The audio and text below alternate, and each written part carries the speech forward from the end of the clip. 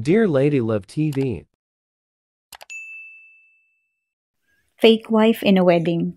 Tunghayan natin ang pagpapatuloy ng ating kwento sa ika-6 na bahagi. She felt herself go hot all over. Who wouldn't? Magaling humalik ang lalaki. Gwapo ito. And he smelled divine.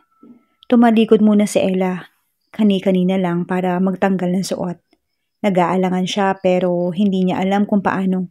Parang may authority ang utos ni Jake na kailangan niya itong sundin. Nang wala na siyang suot, naramdaman na lamang niya ang mga kamay nito sa braso niya. Inaalalayan siya papunta sa bathtub. Pagkatapos, dahan-dahan siya nitong ipinihit paharap. Mariin lang na nakapikit ang mga mata niya nang maramdaman niyang itinaas na lalaki ang baba niya. She opened her eyes at nagtama ang mga mata nila. He started kissing her at dahan-dahan silang umupo sa bathtub. Naramdaman ni Ella ang maligamgam na tubig at ang mga bula at ang pagbaba ng isang kamay ni Jake sa baywang niya. Nakaluhod na siya. Hinila ni Jake palapit dito at halos nakakandong na siya sa lalaki. Paharap, habang tuloy-tuloy lang ang paghahalikan nila. Nakahawak na pala ang mga kamay niya sa mga balikat ni Jake. She gently rubbed his broad shoulders, caressed them. Her mouth opened freely, letting his tongue in. Pero agad din na bumalik ang katinuan niya. Na-manage niya na itulak ito palayo sa kanya. They were both breathing heavily. Nakatitig lang si Jake sa mga mata niya. You don't love me. Yun lang ang nasabi ni Ella. Hindi alam kung para iba i-remind ng sarili o para tigilan na ni Jake kung ano man ang plano nito. Umalis na si Ella sa pagkakakandong dito at umupo sa dulo ng bathtub. Itinaas niya ang dalawang tuhod at niyakap ang mga iyon. Itinaas din ni Jake ang mga tuhod pero ginawa lang iyon ng lalaki to give Ella some space in the tub. Yumuko si Jake. Lalo namang pinalalim ni Ella ang sarili sa mga bula na para bang sa pagyukong iyon ng lalaki ay makikita nito ang boobs niya. I don't know, Ella. Anito. Tinitigan siya ulit. This situation is hard. Kailangan natin pakisamahan ng isa't isa. I know. Tumango siya. Alam niyang ayaw lang ni Jake ng hassle. We have to make this work out. And I am trying. Kaya sana, tulungan mo ako. It's okay. As long as I don't care for your virginity. Ngumisi ito. I can promise you that. Niyakap ni Ella ang sarili. I can't believe this guy. How could men have sex with a woman they don't love? Kasama ba sa role ng pagiging asawa yon? Nahihiya niyang tanong. Hindi kasi siya open pag-usapan ng mga ganitong bagay sa isang lalaki na hindi naman niya karelasyon. Well, technically ay asawa niya si Jake, so magkarelasyon sila. This is so complicated. Napasimangot na naisip niya. Tumalim ang titig ni Jake sa babae. Yes, kasama yon. Giit nito. I gave up sex for a relationship that unfortunately ended up with a married to someone else. Umahon na ito sa bathtub. Kaya magbabawi ako ngayon ng mga isinakripisyo ko. He sacrificed sex? Seriously? Yeah, sagot nito sa piping tanong niya habang nagtatapis ang tuwalya sa lower waist pababa. I need my release. Diretsang pag-amin nito. Pero natiis ko lahat thinking na magkakaroon na ako ng matinong relasyon. Nanlumo si Ella sa narinig. Wala na siyang ideya kung paano makipag-deal sa sitwasyong ito. Makikisakay na lang siguro siya kay Jake. Total, tila mas may ideya pa ito sa kung paano nila dapat harapin ang problema nila. Paglabas ng banyo, naka-bathrobe na siya. Nasa isang sulok ng silid si Jake, abala sa laptop. Narinig nito ang pagsara ni Ella ng pinto. Kaya tumingin ito sa asawa. Hindi na nakipagtitigan pa si Ella sa lalaki. Dumiretso na lamang siya sa cabinet at kumuha ng mga damit. Bumalik siya sa banyo. Planong doon na lang magbibihis. Tutulong na ako sa pagluluto kay Yaya Lumen. Paalam niya sa lalaki nang makalabas siya ulit paalis na ng kwarto. Walang sagot. Tatawagan sana ni Jake si Ella, kaya lang nakasara na ang pinto. Kaya nagbago ang isip niya. Nasa harap siya ng laptop. Being good with computers, he was able to hack Ella's Facebook account. Nasa harapan niya, sa monitor ng laptop, ang isa sa mga personal messages sa inbox ng babae. Marvy, 8:30. Lens, pansinin mo naman ako. Chat me kapag online ka na. Lens, hindi mo sinasagot ang mga text ko. Ba't hindi ka matawagan? Hello, huwag ka na magalit. Please, sorry na. Mahal talaga kita. Please give me a chance to explain. I'm not joking. Hindi rin kita pinagtitripan. Nilag out na niya ang account nito. Wala sa ugali niya ang mag-stalk o mag-invade ng privacy ng iba. Nainip lang siya sa tagal lumabas ni Ella ng banyo kanina. Kailangan niyang malaman kung sino. Ang Marvs na yon. Boyfriend kaya ito ni Ella? Manliligaw? Ex-boyfriend? Alam kaya ng lalaking iyon na kasal na ito sa iba? Nasapo na lamang ni Jake ang noo.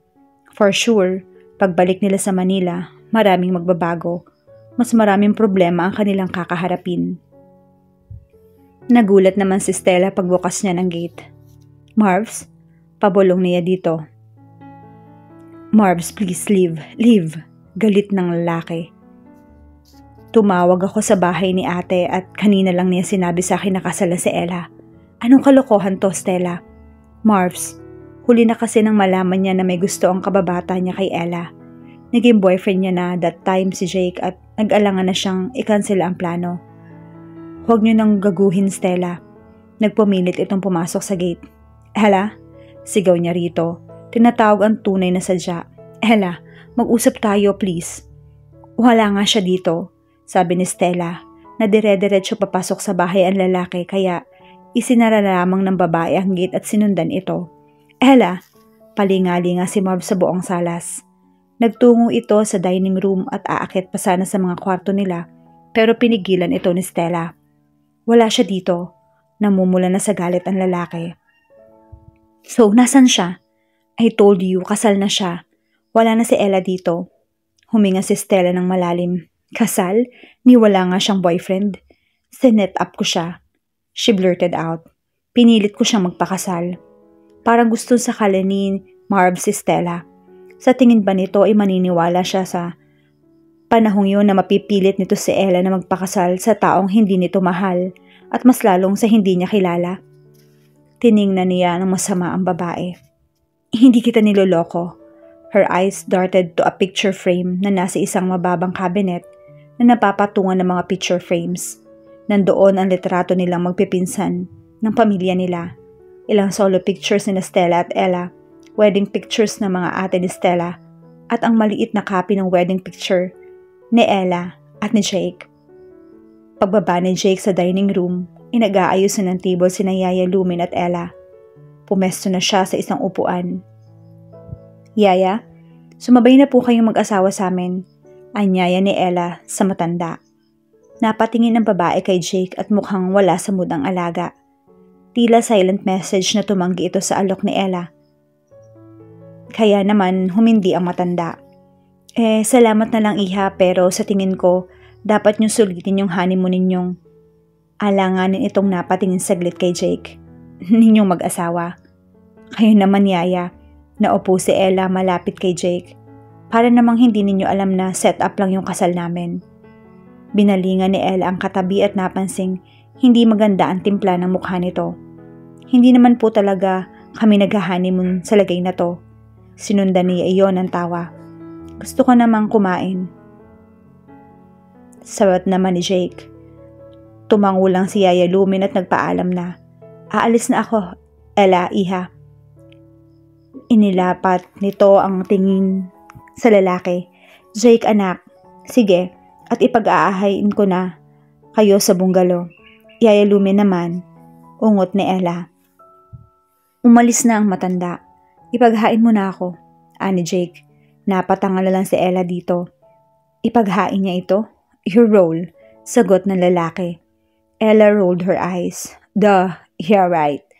Hindi naman naputulan ng kamay ang lalaking ito pero tumayo na siya. Ipaghahain na niya si Jake and that's alright. Sana lang huwag na itong magpasubo pa sa kanya. Matanda na siya. Tumayo siya at lumapit kay Jake, dala ang bowl ng kanin. She gave him rice.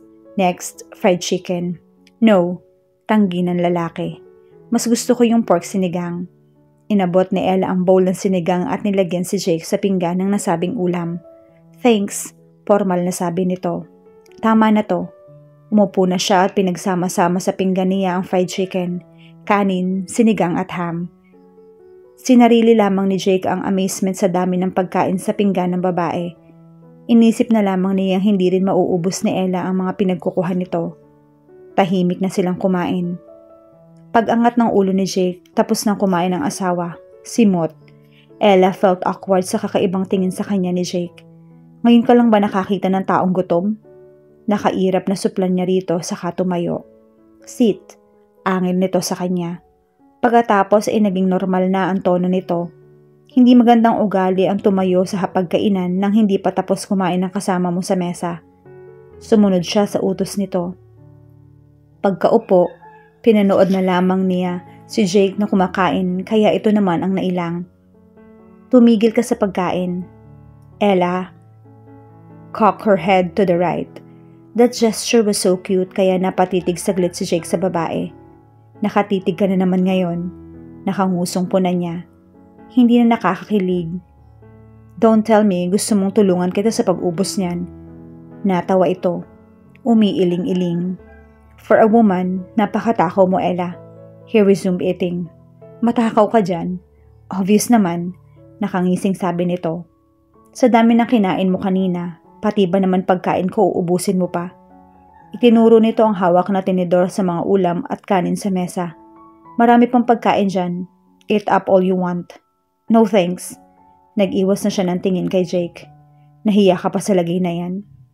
Inirapan lamang ni Ella ang lalaki.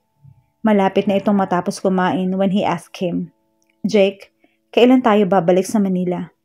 After this honeymoon, uuwi na tayo, right? His aura changed. Tila na palitan ng dilubyo ang mga araw na panahon sa weather report.